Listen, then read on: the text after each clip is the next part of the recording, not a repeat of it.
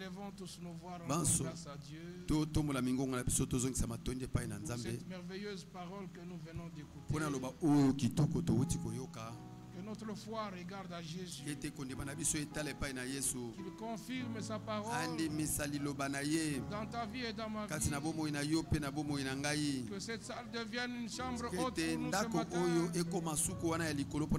Nous tous qui avons expérimenté le salut, le pardon de Dieu, la justification de Dieu, la sanctification par la vérité, qu'il remplisse tout du Saint-Esprit. Même ceux qui l'ont déjà expérimenté, nous avons encore besoin de Dieu. Nous avons encore besoin d'un plus. Comme il en était au jour de commencement, au jour de la Bible. Oh Dieu bien-aimé, au nom de ton Fils Jésus-Christ, nous te rendons grâce, nous te louons. De ce qu'il y a eu un jour où Jésus mourut à la croix de Golgotha, il ne mourra plus une seconde fois. Il y a eu un jour où il a été enseveli, il ne sera plus enseveli une seconde fois. Il y a eu un jour où il est ressuscité selon les Écritures. Et Christ ressuscité ne meurt plus. Nous te rendons grâce parce qu'il a eu à avoir 40 jours avec ses propres disciples renseignant les choses concernant le royaume. Et après, il est monté dans la gloire leur disant: attendez, vous serez revêtus de la puissance en haut. Ils ont attendu. Il y a eu un jour où la confirmation est venue. Le vent et le bruit sont venus d'en haut. Et des langues de feu étaient posées sous chacun d'eux. Et tous étaient remplis de ton esprit, de ta vie, revêtus de ta puissance. Et tu as perpétué ton ministère par eux. Et le monde devait encore entendre cette bonne nouvelle du salut, que Dieu nous a réconciliés avec lui en Jésus-Christ. Seigneur, nous ne sommes plus au commencement, nous sommes à la fin. Achève ce que tu avais déjà commencé à faire. Accorde-nous les mêmes expériences. Car nous confessons que Jésus est le même. Hier, aujourd'hui, éternellement. C'est parce que nous le croyons. C'est pourquoi nous le confessons. Et déjà nous te louons. Parce que tu nous accordes les mêmes expériences. Restitue toutes choses. Et bénis ton peuple d'une manière spéciale. Et que nous ne puissions pas regarder ce qui se trouve autour de nous. Que nos yeux à tous soient fixés sur toi. Tu es le chef. Tu es le consommateur de notre foi. C'est toi qui l'as suscité encore par la parole que nous avons entendue. Seigneur, nous nous attendons encore à toi. Pour la suite de ton programme. Produis quelque chose dans chacun de nous. La chose que nous emporterons avec nous dans la gloire. Parce que tout sur la terre restera. C'est ce que toi tu fais. Et que tu places à nous. Nous en irons avec ça dans la gloire. Merci Seigneur pour cette merveilleuse parole. Qu'elle ne revienne pas à toi vide. Mais qu'elle produise à nous, c'est pourquoi tu l'as envoyé. Que les pécheurs puissent avoir la certitude qu'ils ont été pardonnés. Que les captifs te louent déjà parce que tu les as libérés. Et que les malades te glorifient parce que tu les as déjà guéris. Et que le cœur brisé se réjouisse en toi parce que tu nous as déjà consolés. Nous attendons à toi encore ce dimanche. Au nom de Jésus-Christ. Amen.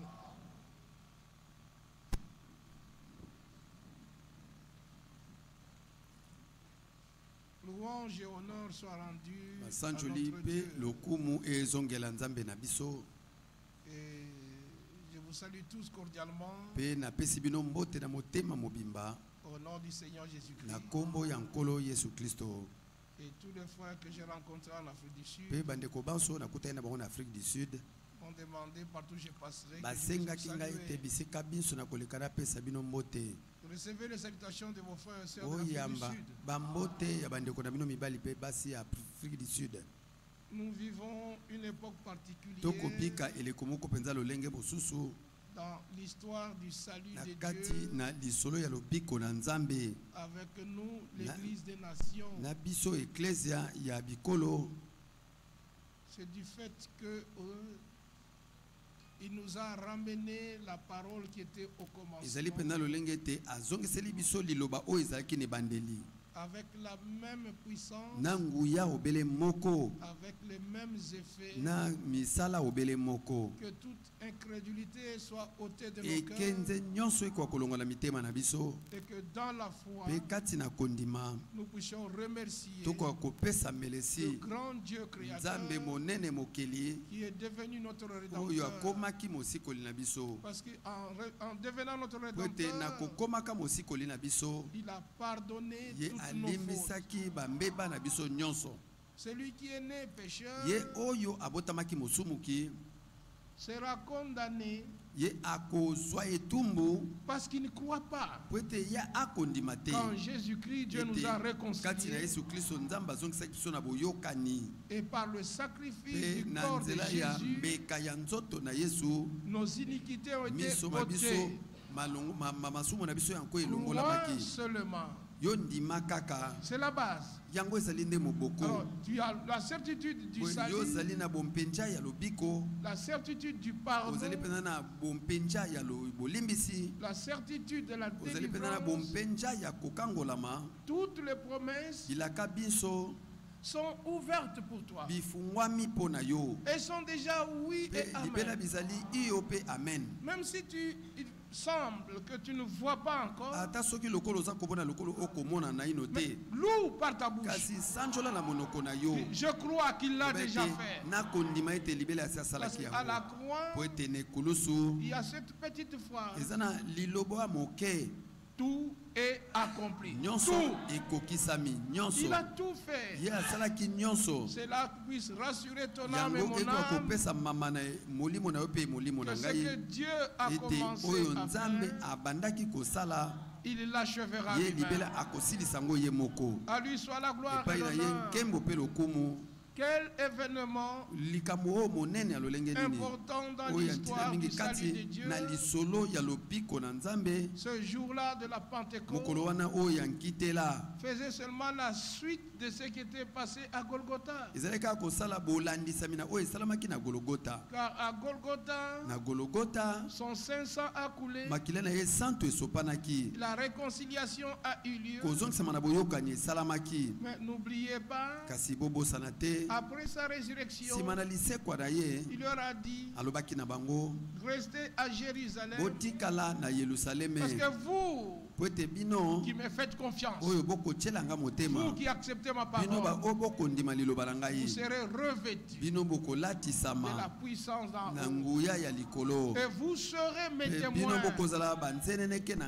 en commençant par Jérusalem, en Judée, en Samarie, jusqu'aux extrémités de la terre. Leur cœur vibrait quand ils écoutaient cela. Et ils ont attendu. Aucun d'eux n'a fabriqué une chose par lui-même. Aucun d'eux ne s'est imaginé ça sera comme ça. Non. Ils étaient calmes. Quand la chose arriverait, nous le saurons et nous le vivrons. Ce qui est formidable, le jour où il devait être élevé dans la gloire, et qui leur disait au revoir sur la montagne de Béthanie, il n'était qu'à 11. Mais après, on retrouve 120 dans la chambre haute. C'est-à-dire que les 11 sont allés dire aux autres. Il nous a dit: attendez, parce que cette promesse-là ne nous concernait pas seulement nous les 11, mais vous aussi qui faites confiance en lui. C'est bon, n'est-ce pas? Nous pouvions ne pas être là ce jour-là. Mais la chose nous concerne. Et ils étaient 20, 120. Les hommes et les femmes réunis ensemble, attendant l'accomplissement de la promesse.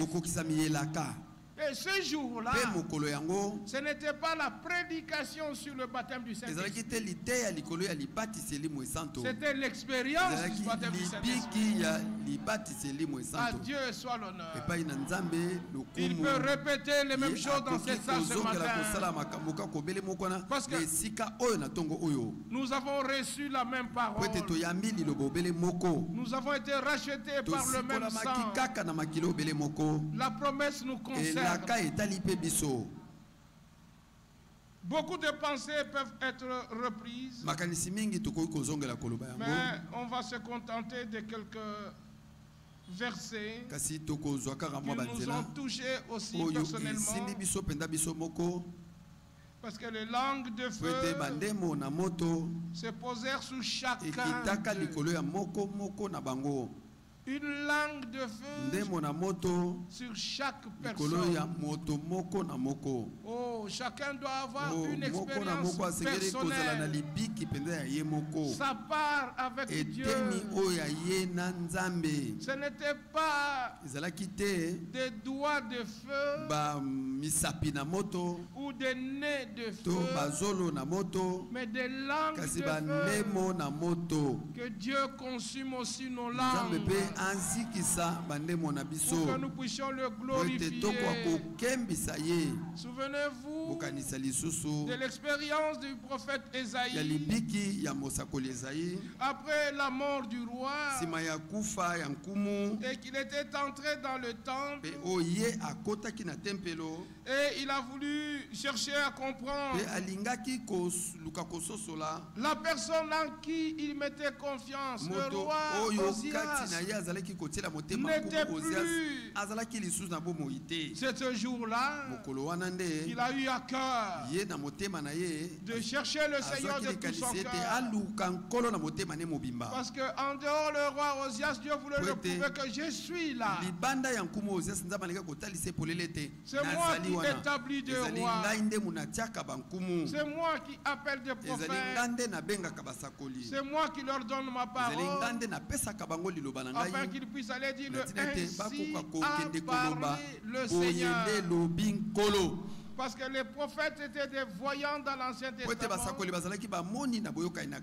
C'est que Dieu leur montrait des choses et leur parlait. Et ils avaient la tâche d'aller en parler aux autres. Et ici dans Ésaïe chapitre 6, nous trouvons cette histoire que chacun peut lire ce soir.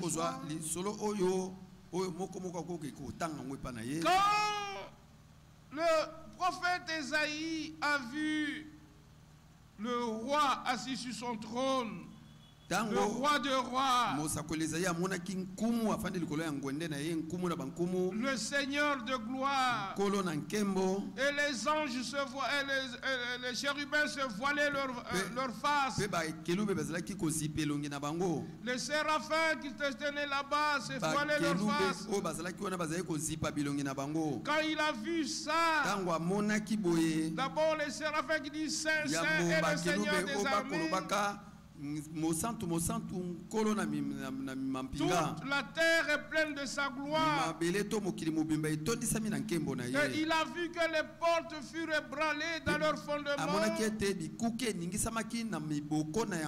par la voix qui retentissait, et la maison se remplit de la fumée. Maintenant le verset 5 de Ésaïe 6.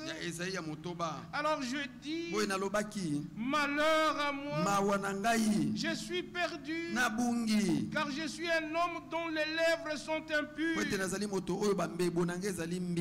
J'habite au milieu d'un peuple dont les lèvres sont impures, et mes yeux ont vu le roi. Alléluia.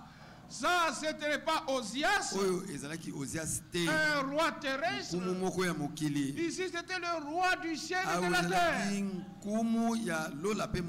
Dieu permettra toujours que nous puissions voir au-delà de ce qui est terrestre. Loué soit son Saint-Nom. Mais l'un des séraphins vola vers moi, tenant à la main une pierre ardente qu'il avait prise sur l'autel avec des pincettes. Il en toucha ma bouche et dit: ceci a touché tes lèvres, ton iniquité est enlevée et ton péché est expié. Alléluia. C'est pourquoi je disais, le jour de la Pentecôte, ce n'était que la suite de l'œuvre de Golgotha, où nos péchés ont été expiés. Acceptez-le de tout votre cœur. Satan peut chuchoter à tes oreilles. Toi, tu ne peux plus. Dites-lui, Jésus a tout fait. Je suis pardonné. Mes péchés ont été expiés. Je le crois. Je n'ai pas besoin de le sentir. Je le crois et je le confesse. Faites-le. Quand l'homme ici disait: je suis perdu, j'ai des lèvres impures, je suis parmi un peuple avec des lèvres impures, ils sont comme moi, je suis comme eux. Mais comment mes yeux ont vu ça? Le Seigneur voulait le réconforter, lui donner de nouvelles forces. Il dit: c'est moi qui fais tout ici. Alors quelqu'un était chargé de toucher ses lèvres avec le chardon ardent, et on lui a dit: tes péchés sont expiés. Quand ça vient d'en haut, accepte-le. Ne doute pas. Ce que Jésus a fait à la croix, ça a eu lieu. Toi et moi, réjouissons-nous. Parce que nous le croyons, confessons-le. Car c'est en croyant du cœur et en confessant de la bouche qu'on parvient à la justice et au salut de Dieu. Il faut que chacun le fasse pour soi-même. Parce que la promesse aussi disait dans Sophonie, au chapitre 3, c'est une parole aussi connue. Au verset 9, alors je donnerai au peuple des lèvres pures afin qu'ils invoquent tous le nom du Seigneur pour le servir d'un commun accord. Que Dieu nous l'accorde. Qui nous donne à tous des lèvres pures. À cause de l'œuvre de Golgotha et de la puissance du Saint-Esprit qui était déjà répandu le jour de la Pentecôte. Parce que tu n'as pas et je n'ai pas aujourd'hui, Seigneur, envoie-nous le bruit et le vent. Ça a déjà eu lieu. Il l'a déjà donné. Comme Frère Branham disait, je te montrerai dans la Bible là où le ciel fut ouvert et le Saint-Esprit était donné. Maintenant, si tu peux me montrer avec la même Bible là où le ciel s'est refermé par la suite. Non, le ciel est toujours ouvert. C'est possible que les gens fassent la même expérience. Souvenez-vous, lorsque Nathanaël est venu au Seigneur après que son ami Philippe l'ait appelé, dans Jean au chapitre 1er, pour vous montrer que le ciel est toujours open. Ici dans Jean chapitre 1, versets 50 et 51, Jésus lui répondit, parce que je t'ai dit que je t'ai vu sous le figuier, tu crois. Tu verras des plus grandes choses que celles-ci. Et il lui dit, en vérité, vous verrez désormais le ciel ouvert et les anges de Dieu monter et descendre au-dessus du Fils de l'homme. Alléluia.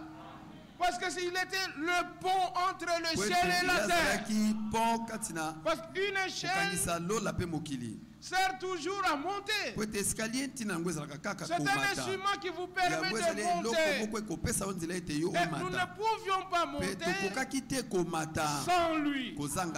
C'est pourquoi il a dit, personne ne vient au Père que par moi. Et nul ne peut venir à moi si le Père ne l'attire. Et il vous est avantageux que je m'en aille. Parce que si je ne m'en vais pas, le consolateur ne viendra pas. Mais si je m'en vais, certainement, je vous l'enverrai. Ce consolateur, c'est l'esprit de vérité. Il est au milieu de vous. Et il sera en vous. Oh, c'est pourquoi le jour de la Pentecôte, c'est plus que ce que nous lisons. J'ai aimé cette phrase. C'est Dieu, c'est la vie de Dieu qui est introduite maintenant dans le racheté. Ésaïe 53. Ésaïe 53. Il y a la description de ce que notre Seigneur devait faire pour notre rédemption. Versets 4 et 5 d'abord. Cependant, ce sont nos souffrances qu'il a portées. C'est de nos douleurs qu'il s'est chargé. Et nous l'avons considéré comme puni, frappé de Dieu et humilié. Verset 5. Mais il était blessé pour nos péchés, brisé pour nos iniquités. Le châtiment qui nous donne la paix. Si vous croyez Golgotha, soyez en paix. Soyez vraiment en paix. Parce que Golgotha a eu lieu. Le cri de triomphe a retenti. Tout ce que Dieu a décidé de faire en toi et en moi, pour toi et pour moi, il l'a déjà proclamé, c'est fait. Croyons seulement, confessons-le, témoignons que Jésus est le victorieux de Golgotha. Il a ôté nos péchés. Nous serons présentés devant lui sans tache, parce que le sang a coulé. Nous serons présentés devant lui. On ne verra pas les choses qui appartiennent à la vieille vie. Les choses anciennes sont passées. Et toutes choses sont devenues nouvelles. Parce qu'il est écrit dans Colossiens, il est écrit dans Éphésiens, il est écrit dans Philippiens. Il a fait un nouvel homme. Ce nouvel homme, l'homme nouveau là, c'est toi et moi. Confessons-le. Malgré nos insuffisances, mais notre foi regarde à la victoire finale. Sa vie, avec la lumière qui est en elle, sont en nous pour nous éclairer. Et alors, vient le verset 10. Il a plu au Seigneur de le briser par la maladie. Après avoir livré, après. Nous sommes dans l'après. Après avoir livré sa vie en sacrifice pour le péché, il a réglé l'affaire du péché. Il verra une semence, une postérité, et il prolongera ses jours. Alléluia. Il devait prolonger ses jours dans cette postérité. C'était nous qu'il s'agit. Le Seigneur devait perpétuer, prolonger son ministère dans l'église rachetée. Parce que la vie de Dieu, comme nous l'avons lu dans Actes des Apôtres, au chapitre 20, et le verset 28, exhortation puissante. Ici il est dit, Paul s'adressant aux anciens défunts, et cela est valable aussi pour nous ici à la fin, partout l'évangile du commencement est prêché. Prenez donc garde à vous-même et à tout le troupeau sur lequel le Saint-Esprit vous a établi évêque pour paître l'église de Dieu. C'est l'église de Dieu que Dieu s'est acquise par son propre sang. Le sang de Dieu dans lequel il y avait la vie de Dieu coulée dans les veines d'Emmanuel, Jésus-Christ. Quelle grâce, quelle bonté divine, quel amour de Dieu. Dieu s'est fait homme à cause de nous les hommes.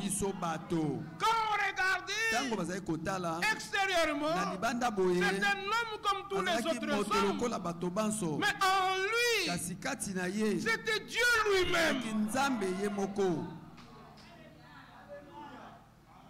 Il a fait ça à cause de toi et à cause de moi. Satan, tu n'as aucun droit sur moi. Si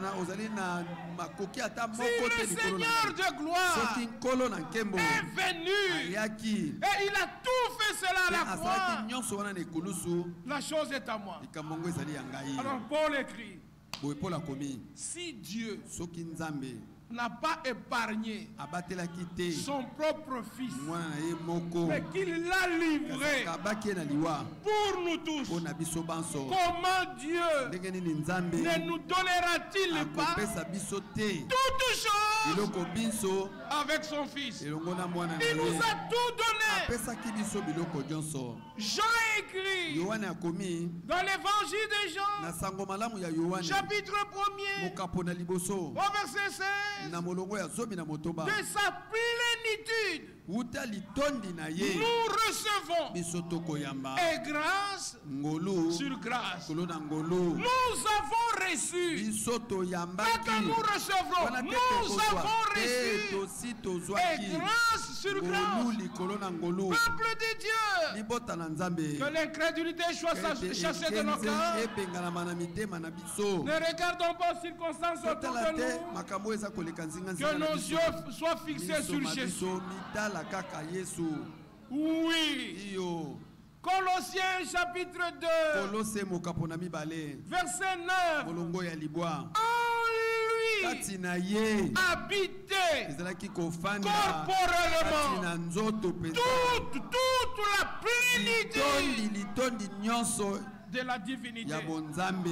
Donc, la vie de Dieu était dans un homme. En lui, était la vie. C'était la vie de Dieu.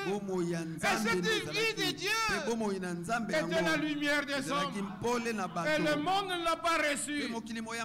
Mais à tous ceux qui l'ont reçu, qui croient en son nom, il leur a donné le droit d'être enfants de Dieu.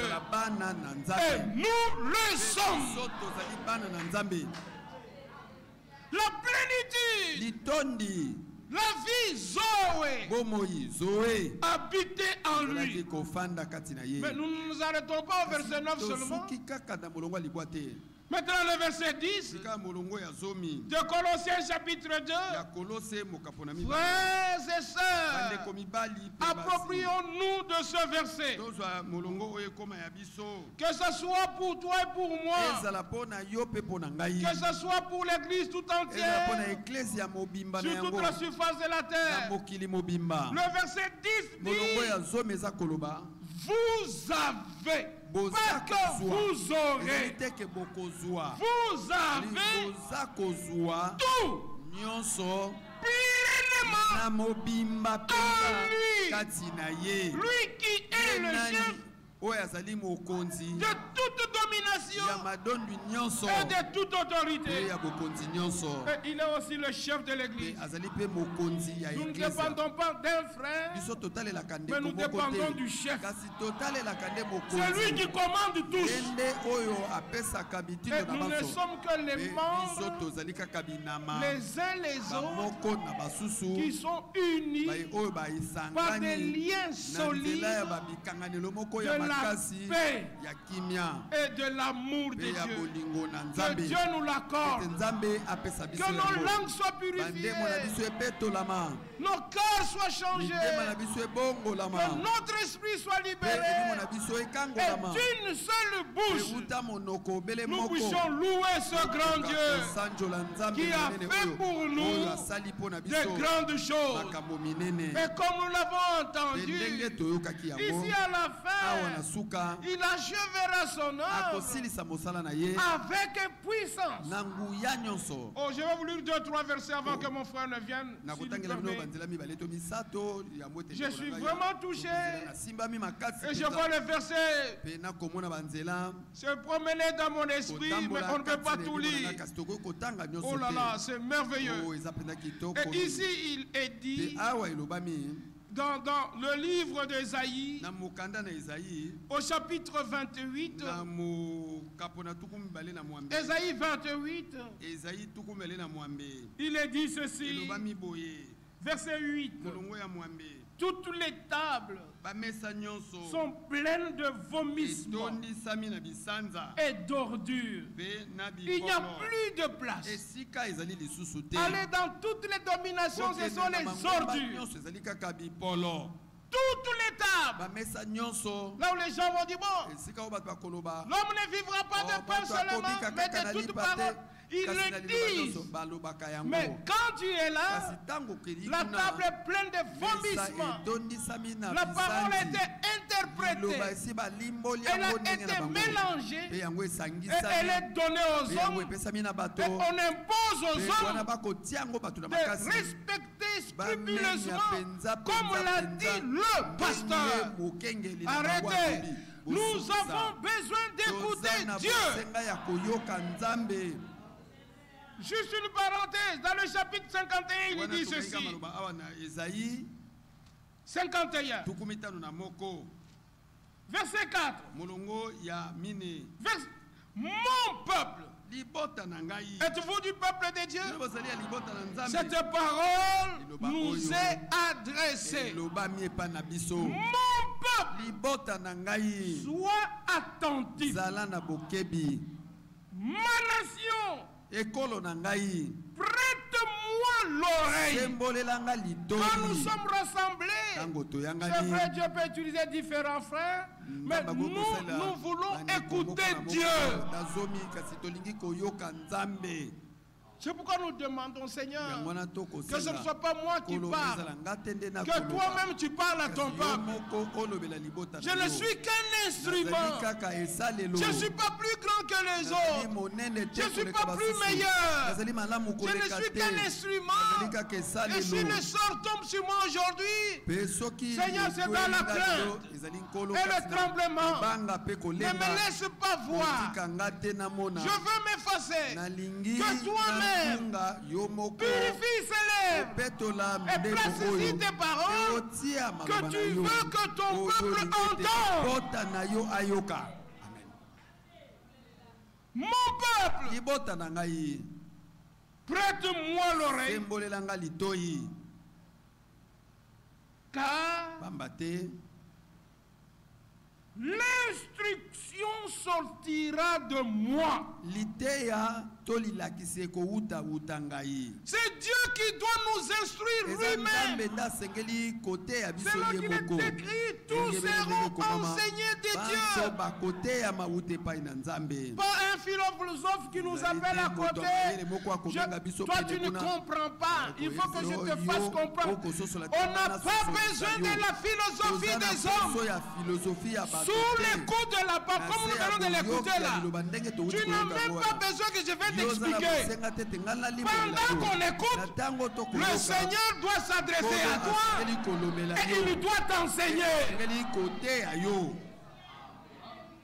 Si on ne voit pas les choses ainsi, il y a un souci.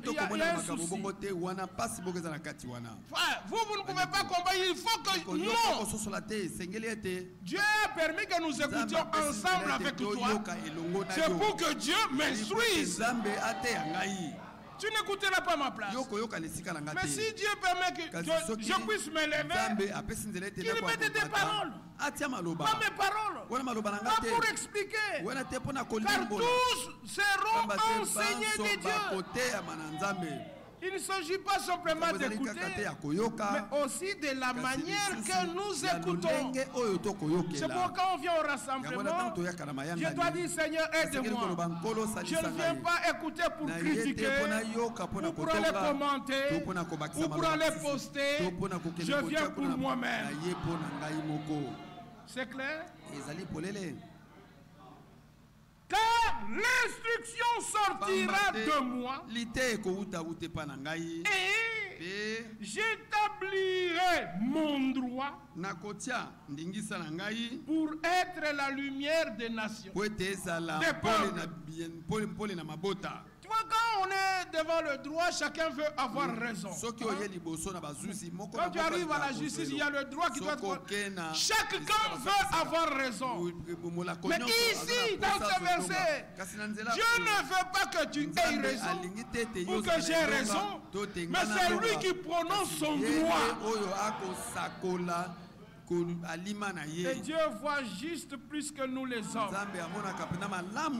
Nous voulons non pas les droits des hommes, parce que parfois il y a de l'injustice, il y a de la malice, il y a de la magouille. Mais le droit de Dieu est juste.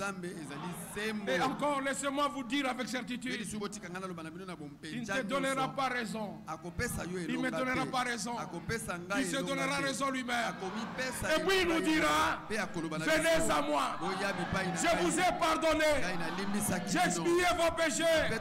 Vous êtes tous à moi. Recevez tous la même robe, le même vêtement, le même Saint-Esprit, la même vie, la même grâce. Alléluia. Loué soit Dieu. Si partout c'est plein de vomissements,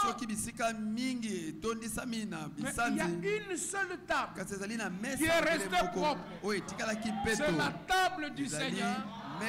Comme il est écrit dans le psaume, le Seigneur dresse devant moi une table devant mes adversaires. La table dressée par lui-même. C'est comme j'écoutais Frère Franck dans une prédication. J'en parlais à un frère en Afrique du Sud. Nous sommes dans les années qui dit, en ce qui concerne le matériel, nous en avons à propulsion. Que ce soit les prédications de William Branham, les prédications que nous-mêmes avons fait ici, et peut-être encore que nous en ferons, nous en avons jusqu'au début du millénium. Je me suis saisi la tête du ouh là là. Mais quand j'entends d'autres dire la prédication de William Branham, c'est la nourriture avariée, Nikimbala, le repas d'hier. Non, ça appartient à la promesse de ce jour.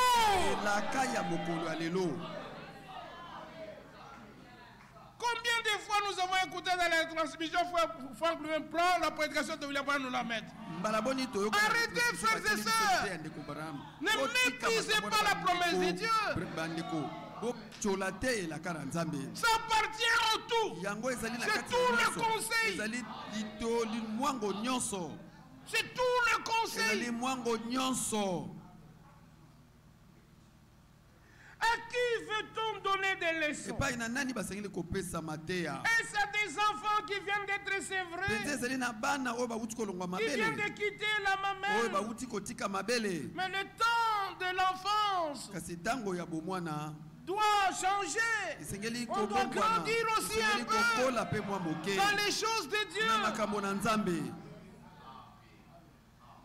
Car c'est précepte sur précepte, précepte sur précepte, règle sur règle, un peu ici, un peu là-bas. Ce que nous voyons dans les dénominations, ils prennent un verset ici, ils ne le comprennent pas, ils ne le mettent pas dans le plan. Ils disent la Bible dit, mais la suite c'est pas ça. Parce que Satan aussi a pris, il est écrit, mais ce n'était pas dans son contexte. Que nous ne puissions pas copier cela. Tu prends seulement, Frère Branham a dit ici, Frère Franck a dit ici, non, nous prenons le tout. Parce qu'il a encore dit. Le problème c'est que le plan nous soit révélé. On ne va pas se jeter des coups de loin ou de près.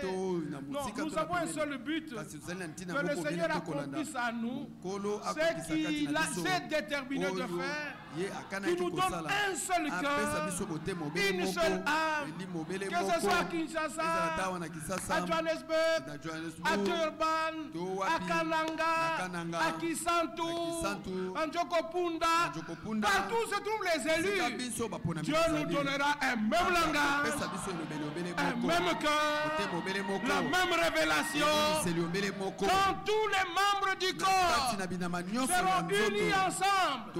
Il utilisera ce corps-là d'une manière puissante. Oh, je dois arriver à la fin. Excusez-moi. Verset 11. C'est alors que, vous voyez ce qui s'est... Il était nécessaire que je vous lise tous ces versets pour arriver au verset 11 et puis on va aller plus loin.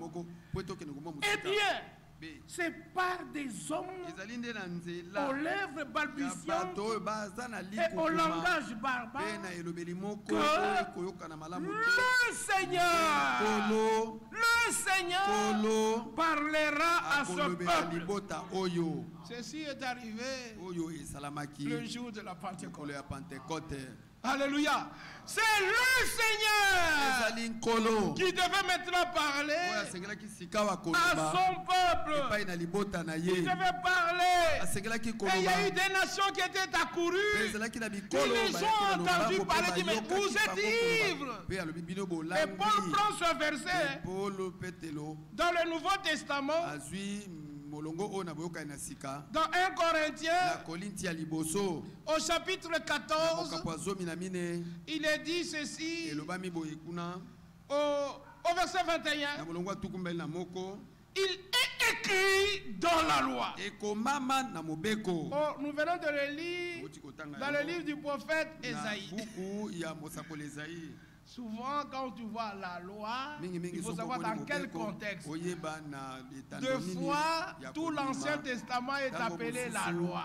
Tu peux trouver la loi, c'est la loi de Moïse. Tu peux trouver la loi, c'est la loi de la foi.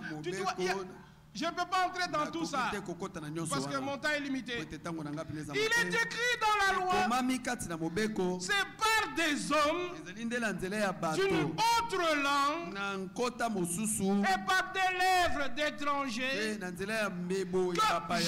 je parlerai à ce peuple. Alléluia. Et quand le Seigneur a parlé, ils eurent le cœur vivement touché. Et il dit, homme frère, que ferons-nous? Et la réponse de ce jour-là, elle est valable aujourd'hui.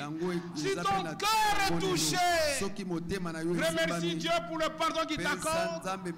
Et si tu n'as jamais été baptisé, au nom du Seigneur Jésus-Christ, accepte que cela soit fait aujourd'hui pour toi.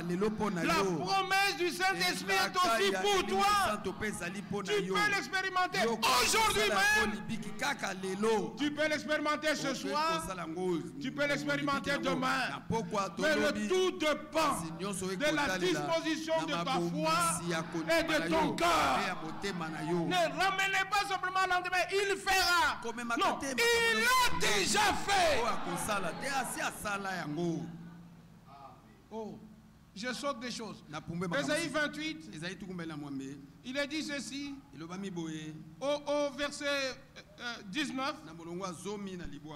Chaque fois qu'il passera, il vous saisira, car il passera tous les matins et le jour de la nuit, et son bruit seul donnera l'épouvante. Il y a une version qui dit, ce sera une terreur d'entendre une révélation. Il y a un bruit. Il y a un vent. Ce sera une terreur d'entendre une révélation. C'est ainsi que leur cœur était saisi d'effroi. Que ferons-nous? Qu'est-ce qui se passe? Il dit, ce que vous voyez, c'est ce que Joël a dit dans les derniers jours. Dit Dieu, je répandrai mon esprit sur toute chair. Il l'a fait. C'était des rachetés, des hommes et des femmes comme vous et moi. Seigneur, accorde-nous la même expérience ce matin. Croyez-vous que c'est possible? Ne doutez pas. Il peut le faire. On n'aura pas simplement dit, nous savons comment ça se passe. Tel va faire chanter, tel va faire prier, l'autre va présider. Mais Dieu est capable de nous surprendre, de déranger tout le programme de nos cultes. Nous nous attendons toujours à lui et confirmer sa parole. Verset 20. Le lit sera trop court pour s'y étendre, et la couverture trop étroite pour s'en envelopper. Verset 21. Car le Seigneur, pas un prophète, pas un prédicateur, le Seigneur se levera lui-même comme à la montagne des Pératim. Il s'irritera comme dans la vallée de Gabaon pour faire son œuvre